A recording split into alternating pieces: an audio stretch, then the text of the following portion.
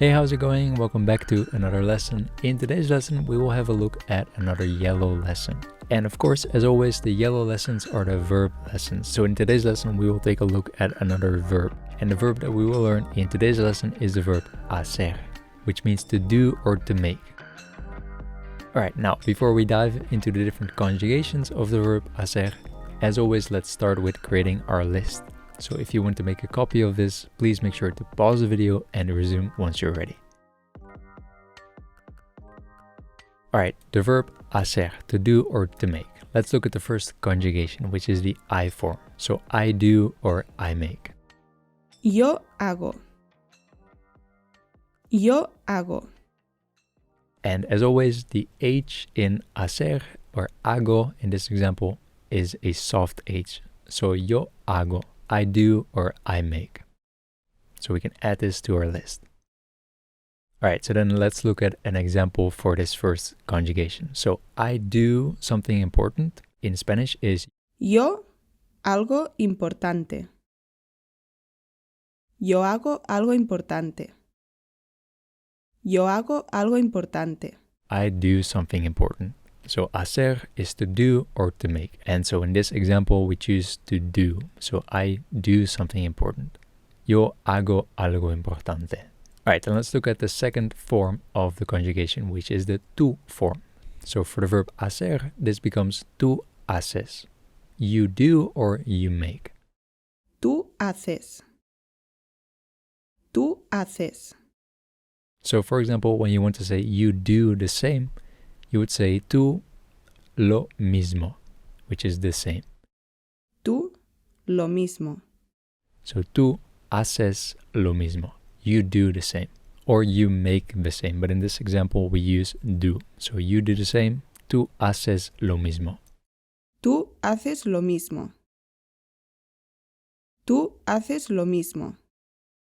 Alright, so then let's look at the third form or conjugation, which is he, she does or makes, or you formal do or make. Él hace. Ella hace. Usted hace. So again, we can also add this to our list. So now we have yo hago, tú haces, and él, ella, usted hace. So as an example, he makes a reservation. Él una reserva. Él hace una reserva. Él hace una reserva. And then if we would want to turn this into a question, and instead of using he, we would use she. So it would become she makes a reservation, but then as a question. So does she make a reservation? In Spanish, this would become ¿Ella hace una reserva? ¿Ella hace una reserva? And then, of course, we also have usted, so you formal, so you make or you do. So, for example, you make a reservation is Usted hace una reserva. Usted hace una reserva. All right, let's move on to nosotros or nosotras, which is we. So we do or we make. Nosotros hacemos. Nosotras hacemos. We do or we make. So, for example, we make plans. Nosotros, planes. Nosotros hacemos planes. Nosotros hacemos planes. Or if we were talking about a group of all female people, then we say nosotras hacemos planes. So we, all females, make plans. Nosotras hacemos planes. Nosotras hacemos planes. Alright, so then of course we also have vosotros or vosotras, which is being used predominantly in Spain. And the conjugation for vosotros or vosotras is hacéis. So you do or you make. Again, soft H here, so don't pronounce the H. Vosotros hacéis. Vosotras hacéis. So we can add this to our list as well. So as an example, if you want to ask a group of people if you exercise or do you exercise, then you would ask ¿Vosotros ejercicio? ¿Vosotros hacéis ejercicio? ¿Vosotros hacéis ejercicio?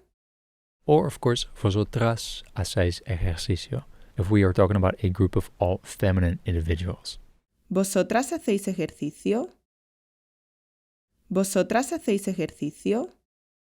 Alright, so let's move on to the next conjugation, which is ustedes. In Spanish is used if you want to formally talk to a group of people. And in Latin America, you can also use this formally, but most often it's used informally to speak to a group of people. So the conjugation for ustedes is ustedes hacen. You do or you make. Ustedes hacen. Ustedes hacen.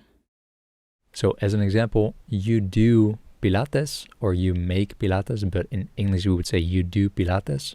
In Spanish this would be Ustedes pilates. Ustedes hacen pilates. Ustedes hacen pilates. So literally translated, it would be you or you guys do or make pilates. So ustedes hacen. You do or you make. Alright, the last form of the conjugation is ellos or ellas. And the conjugation for this form is, as we learned, the same as for ustedes. So it's also hacen. So ellos hacen or ellas hacen. They do or they make. So this is the last word that we can add to our list. Ellos hacen. Ellas hacen. So as the final example for ellos, ellas, let's look at ellos first. So they make dinner. Ellos la cena. Which of course becomes ellos hacen la cena. Ellos hacen la cena. Ellos hacen la cena.